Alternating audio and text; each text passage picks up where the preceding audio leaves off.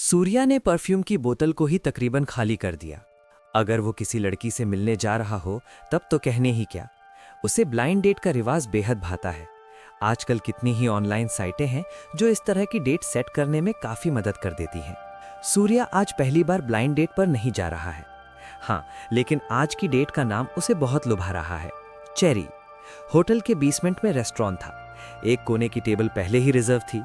एक लड़की वहां पहले से ही बैठी थी।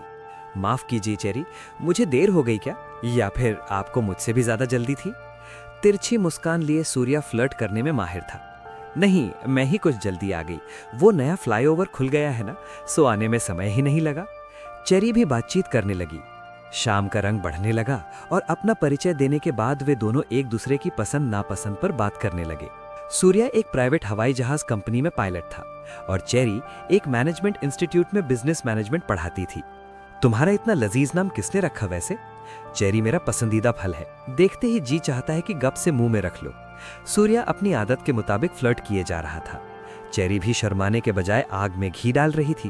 वो बोली, अपने मन को ज्यादा नहीं तरसाना चाहिए, लेकिन यहाँ सबके सामने नहीं। कहो तो होटल में चलते हैं, वहां जितना जी चाहे उतनी चेरी खा लेना। सूर्या फटी आंखों से चेरी को ताकता रह गया, फिर आनन फानन उठा और बोला, तो चलो। दोनों होटल में गए। सूर्या रिसेप्शन पर जाने लगा तो चेरी ने हाथ पकड़कर उसे रोक लिया और बोली, मेरे नाम पर एक कमरा बुक है। ओह, वेरी फास्ट। जुमला कसकर चेरी के पीछे पीछे हो लिया। अब वे दोनों चेरी के कमरे में थे। तुम बैठो, मैं हाथ मुंह धोकर आई, कहते हुए चेरी बाथरूम में चली गई। सूर्या आया तो था सिर्फ एक दोस्ती भरी गपशप के लिए, लेकिन उसकी अचानक लॉटरी लग गई। लड़की खुद न्योता देते हुए उसे अपने कमरे तक ले आई थी। सूर्या ने कमरे की खिड़की पर पर्दे डाल दिए और बत्तियां बंद कर दी। अब कमरा हल्की पीली रोशनी से जगमगा रहा था। तभी बाथरूम का दरवाजा खुला। चेरी एक छोटी सी लाल पोशाक में खड़ी इतराने लगी। सूर्या ने बाहें पफार दी। चेरी मटकते हुए उन बाहों में समा गई। दोनों धप से बिस्तर पर गिरे। सूर्या चेरी को बेतहाशा चूमने लगा। उसके हाथ चेरी के बदन पर दौड़ने लगे। चेरी सूर्या की कमीज उतारने लगी। कुछ ही देर में सूर्या की कमीज और पैंट कमरे की कुर्सी पर पड़े थे। अब सूर्या की बारी थी। उसने चेरी की पोशाक की जिप पर अपनी उंगली फिराई ही थी कि कमरे का दरवाजा खड़का। उन दोनों के बिना खोले ही दरवाजा खुला और पुलिस की वर्दी में एक आदमी सामने खड़ा था। ये देख सूर्या हैरान रह गया। उसने चेरी की ओर देखा। वो शांति से बिस्तर पर बैठी रही। उस पुलिस वाले ने सूर्या के गाल पर एक तमाचा जड़ पर दिया। सूर्या का चेहरा झन्ना उठा। हर जगह को बाजार समझ रखा है क्या? अच्छे घरों के लोगों का ये हाल है, बताओ, पढ़े लिखे होते हुए भी। कहते हुए वो पुलिस वाला कमरे की छानबीन करने लगा। नहीं सर, आप गलत समझ रहे हैं। हम दोनों तो फ्रेंड हैं, वो तो बस यूं ही थोड़ा भावनाओं में बह गए थे।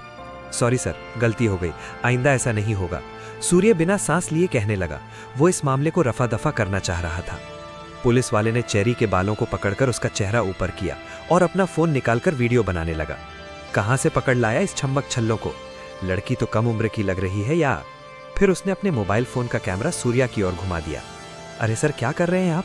मेरी नौकरी खतरे में पड़ जाएगी, बदनामी होगी सो अलग। सूर्या उस पुलिस वाले के हाथ पैर जोड़ने लगा। ये बात तूने ठीक कही, जो होना था हो लिया। अब मेरी नौकरी छीनकर मुझे क्या मिलेगा?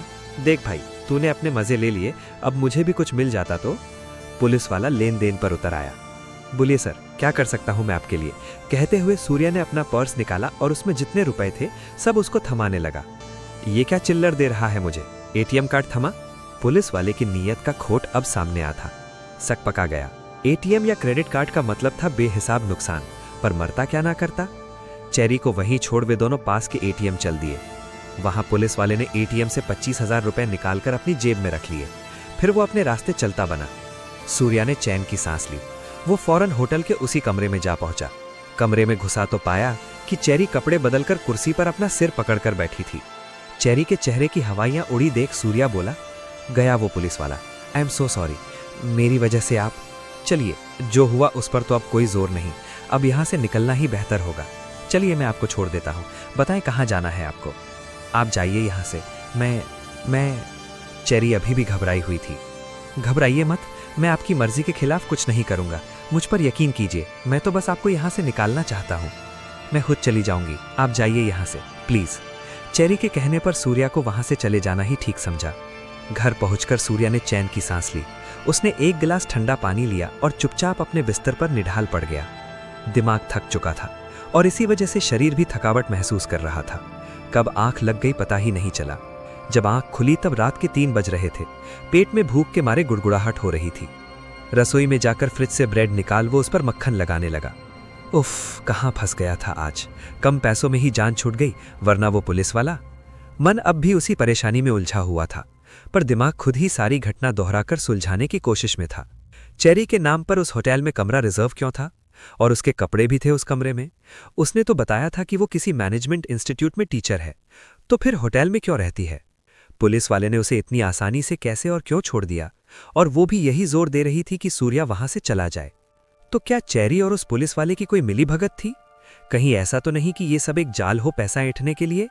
खैर, जान बची और लाखों पाए। अब ब्लाइंड डेटिंग के बारे में सोचूंगा भी नहीं। ये सोचकर सूर्या एक बार फिर अपने रोजाना के कामों में मसरूफ हो गया था। पर अगले 2 दिन बाद ही सूर्या को उस पुलिस वाले का फिर फोन आया।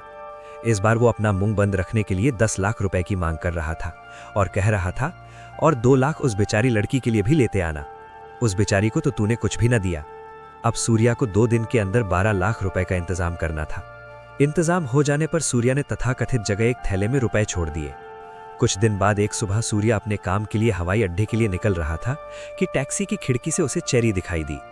उसके घर के पास के बाजार में कुछ खरीद रही थी। सूर्या ने फौरन टैक्सी वहीं छोड़ी और चेरी का पीछा करने लगा। एक सुनसान सी गली में पहुंचकर उसने आवाज दी, चेरी। चेरी ने अचकचाकर मुड़कर देखा तो उसके चेहरे की हवाइयां उड़ गई। तो मेरा पीछा क्यों कर रहे हो? नहीं चेरी, मैं तो यहीं पास में ही रहता हूं, तुम्हें यहां देखा तो। खैर, क्या उस पुलिस वाले से तुम्हारा कोई सरोकार है? कौन हो तुम? क्या है तुम्हारी सच्चाई? सूर्या के अंदर उबलते सवाल बाहर उफनने लगे। चेरी चुप रही। सूर्या ने उसका रास्ता रोक लिया। गली में किसी और को न पाकर चेरी अचानक रो पड़ी। मैं भी तुम्हारी तरह इस दलदल का शिकार हूं। चेरी आगे कुछ बताती, इससे पहले गली में कुछ लोग आते दिखाई दिए। सूर्या ने जल्दी से अपना फोन नंबर चेरी को बताया और वहां से चलता बना। शाम ढलने से पहले चेरी का फोन आ गया। उसका असली नाम दीप्ति था। एक गरीब घर की दीप्ति बड़े शहरों की चकाचौंध में अंधी होकर एक लड़के के साथ अपने कस्बे से मुंबई भाग आई थी। उस समय वो महज 15 साल की थी। फिर जो होता है वही हुआ। उस लड़के ने दीप्ति को बेच दिया। कई हाथों से घूमती हुई वो आखिरकार इस पुलिस वाले के हत्थे चढ़ गई। जिस्म के बाजार में अनगिनत बार दिखी दीप्ति का तन मन सब बदल चुका था, यहां तक कि नाम भी।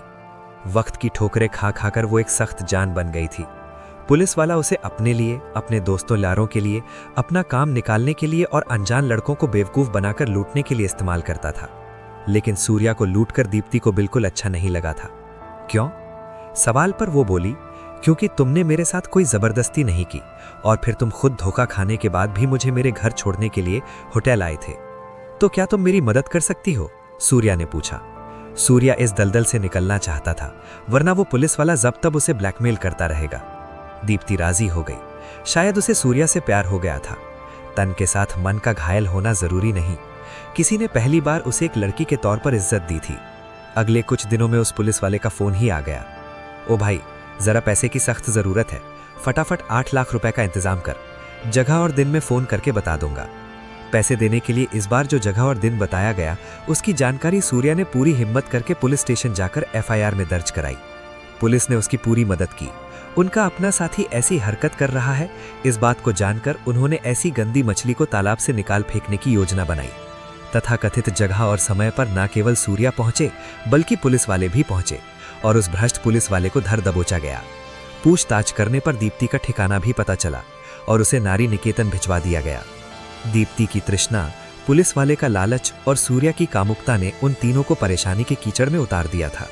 आखिर में सच्चाई ही काम आई।